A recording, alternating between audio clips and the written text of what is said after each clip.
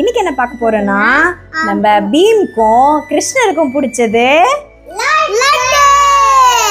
லட்டு தான் பிடிக்கும். ஆனா நான் செஞ்சது வந்து ஜவ்வரிசி லட்டா. அது கொஞ்சம் சக்கரை அதிகம் போட்ட போல கரைஞ்சி ஓடிட்டு இருந்தது. இருந்தாலும் பரவாயில்ல, எப்படியோ பிடிச்சி நான் லட்டு செஞ்சுட்டேன். இப்ப பசங்களுக்கு வந்து நம்ம சாப்பிட கொடுப்போம்.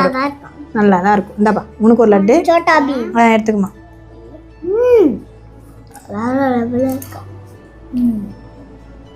நம்மளும் சாப்பிட்டு பார்த்தலாமா?